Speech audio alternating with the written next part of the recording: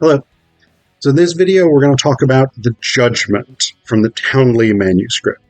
So this is a play. I'm reading this out of the Broadview Anthology of Medieval Drama. The Towneley Manuscript, or the Towneley Manuscript. This is a group of medieval cycle plays, originally thought to have been sort of connected. They were thought to have been what was called the Wakefield cycle. That is a set of plays performed consecutively in the town of Wakefield in West Yorkshire.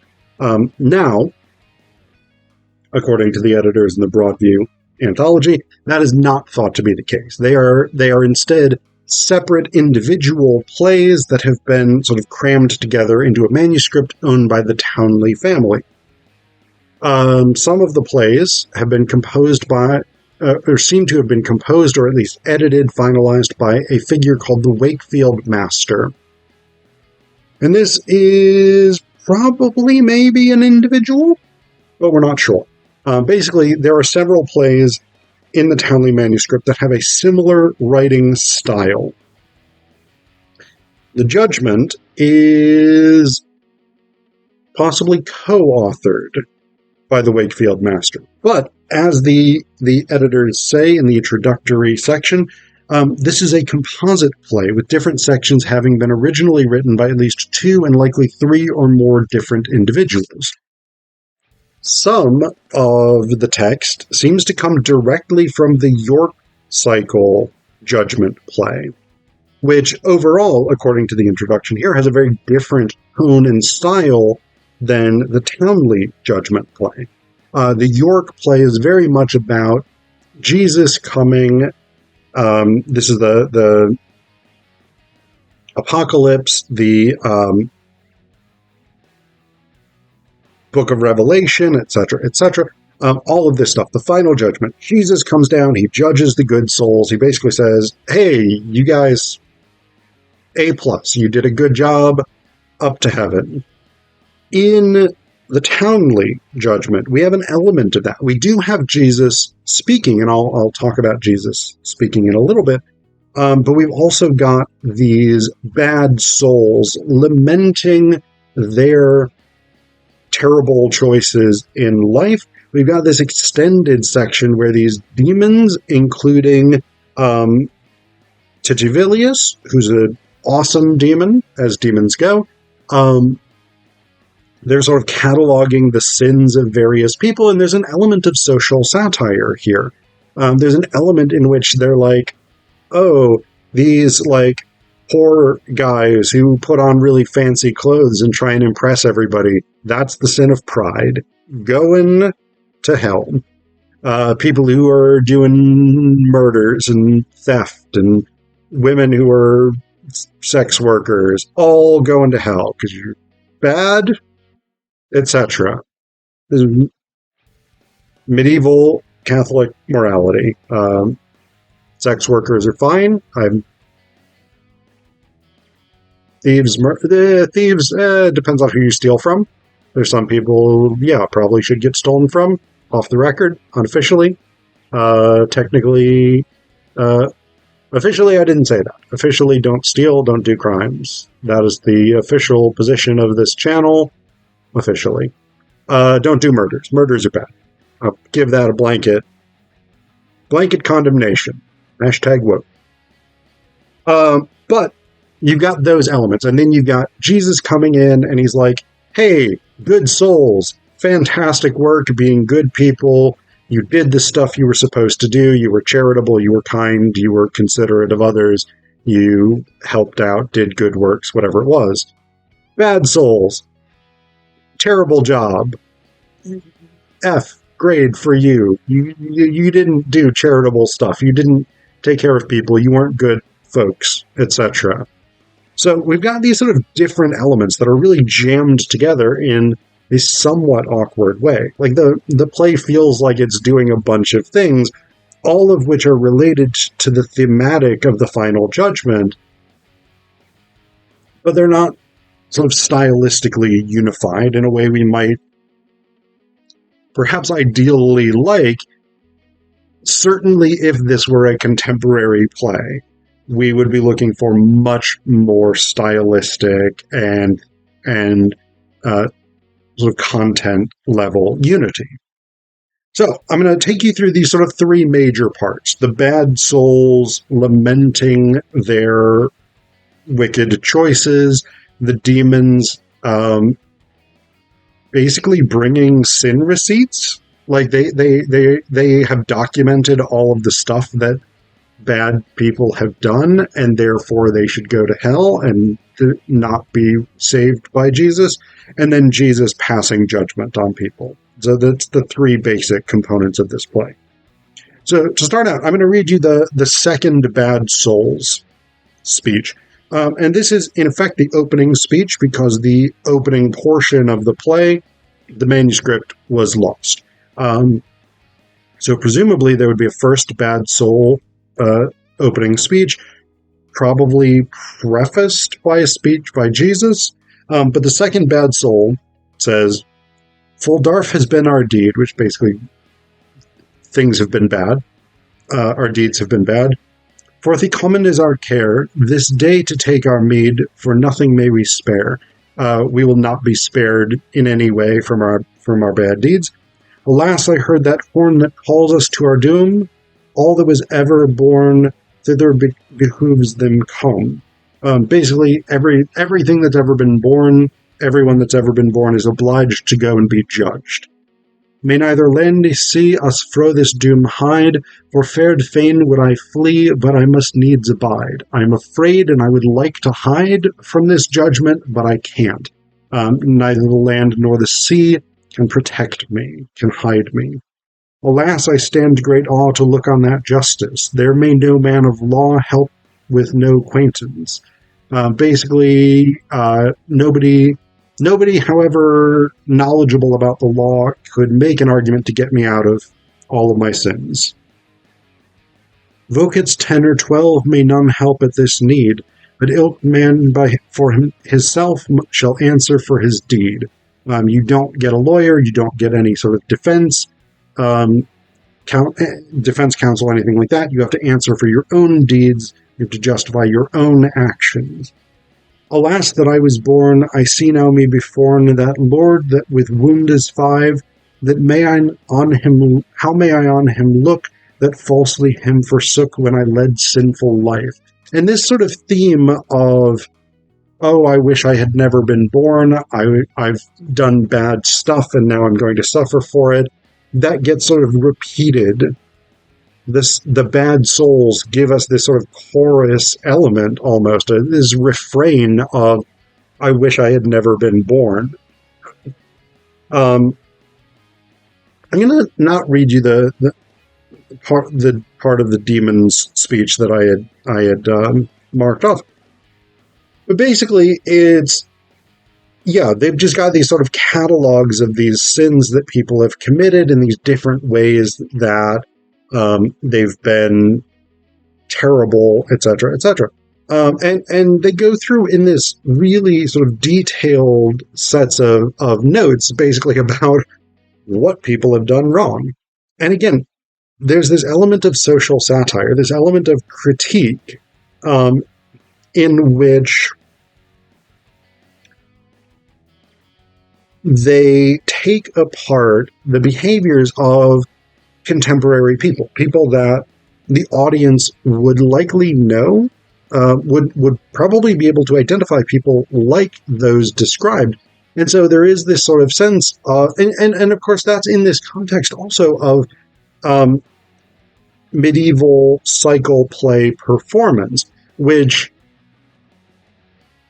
so in York, we know that they had or called pageant wagons.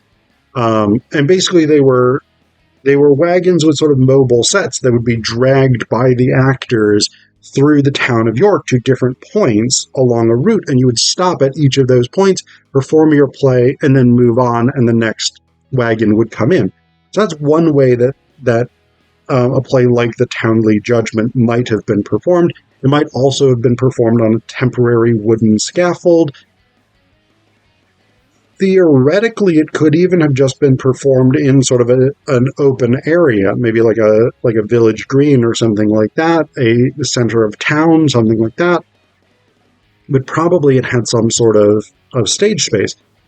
But there would not have been a clear sort of distinction between the audience and the actors. It wasn't like, say, a modern proscenium arch stage where you have a very clear distinction. Actors are over here on the stage, audiences are over here in the seats, and never the twain shall meet, sort of thing. These were open-air performances in probably populated areas. You would have had people just going about their daily business. And so one of the things with that is that as an actor, you could actually engage with the audience. You could, like, if you were one of the actors playing one of these demons, you could, like, go up to somebody and be like, yeah, this guy's the type of guy who wears his tights too tight and stuffs a sock in his codpiece. And everybody might be like, that guy, oh, he's going to hell. But also, like, that served as this sort of weird reminder also that, like, these plays have theological implications. This is not just entertainment, this is also pedagogy. You are, through these plays, teaching medieval people who are largely illiterate biblical principles. In this case, the principle of judgment, that all people will be held accountable for their sins in Catholic theology. So, performing it amongst people, right, among regular townsfolk that you could interact with, makes those stakes more sort of immediate. Now, I do want to read you this fairly lengthy speech that Jesus has, because it's the other important portion of this play. The final portion of the play is Jesus passing judgment on the good souls and the bad souls. So he comes in, he sort of prefaces these judgments, which go back and forth, good souls, bad souls, good souls, bad souls, good souls, bad souls, etc., etc. He says, Ilke creature take tent, what bod word I shall you bring? This wicked world away is went, and I am common as crowned king. My Father of heaven has me down sent to deem your deeds and make ending. Common is the day of judgment, of sorrow may every sinful sing. Basically, hey, wake up, it's judgment day. I have come to judge the righteous and the unrighteous, the good and the evil. Everybody's getting judged. I'm the Oprah of judging. A judgment for you, a judgment for you, a judgment for everybody. The day is common of cativeness, all those to care that are unclean, the day of battle and bitterness, full long abiden has it been, the day of dread no more, to more and less, of joy, of trembling, and of teen, ilka white is wicked, that wicked is, may say, alas, this day is seen. The wicked are going to lament that this day has come. Bad stuff is going to happen, but then everything will be good. Here may ye see my wound is wide, that I suffered for your misdeed, through heart, head, foot, hand, and side, not for my guilt, but for your need. Behold both back, body, and side, how dear I bought your brotherhood. These bitter pains I would abide, to buy you bliss, thus would I bleed. The 5 wounds of Christ, traditionally, are crucifixion, nails through the hands and feet, and then the spear into the side. These wounds, according to theology, Christ suffered in order to redeem sinful humanity. They were not because he was sinful, but because we were sinful. My body was scourged withouten skill, all their full throwly was I threat. On cross they hung me on a hill, blue and bloody thus was I bet, with crown of thorn thrasten full ill, a spear unto my heart they set, my heart blood spared they not to spill, Man, for thy love would I not let.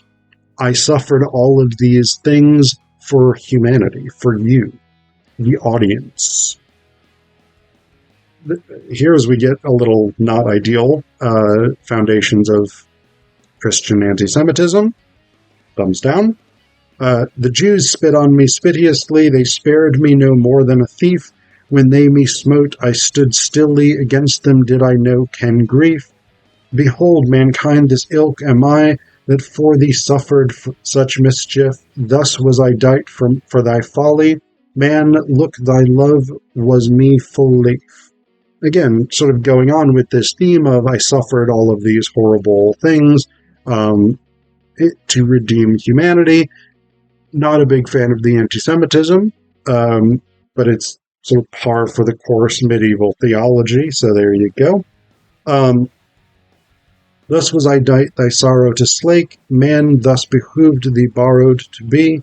In all my woe took I no rake, my will it was for love of thee.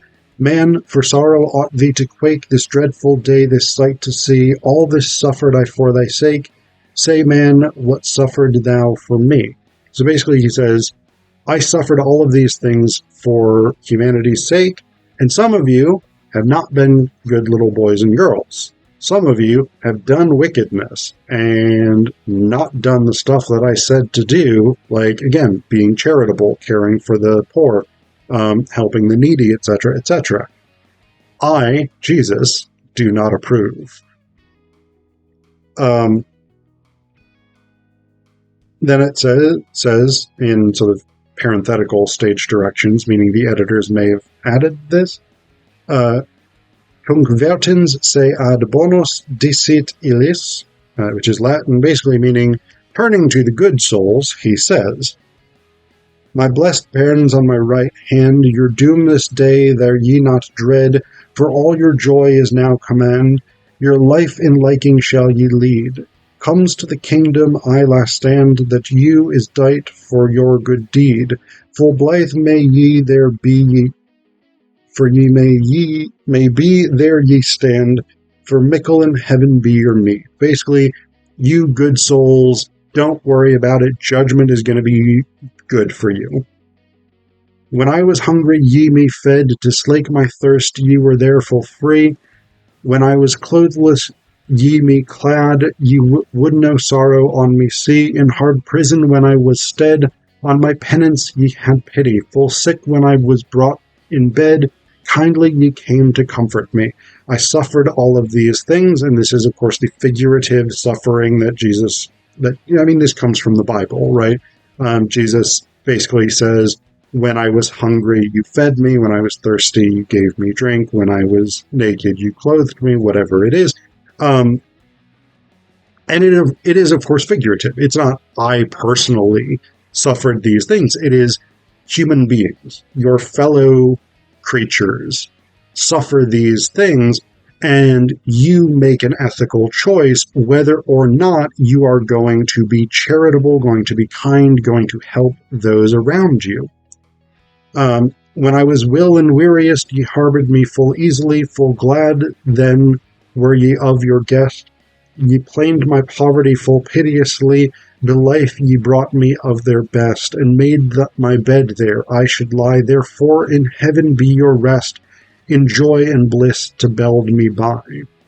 Again, the same basic thing. I suffered these things, or humans, the children of God, suffered these things, and you helped them. Therefore, you go to heaven. The first soul, second, third, fourth good souls are all basically like, when did we ever do any of those things for you? I mean, don't get us wrong. We're glad that we're going to heaven, but we don't remember it. And Jesus is like, not me specifically, everybody, humanity. And then he turns to the bad souls, and he basically says the opposite thing. I was hungry and you did not feed me. I was thirsty and you did not give me drink. I was naked and you did not clothe me, etc., etc. Therefore, you're going to hell. And they're like, when did we ever do any of that stuff to you? And he's like, human beings. There were hungry, thirsty, naked, poor people, whatever it is, and you did not help them, even though I told you to in the Bible. So again, this is theological lessons. Also, help the poor, help the needy.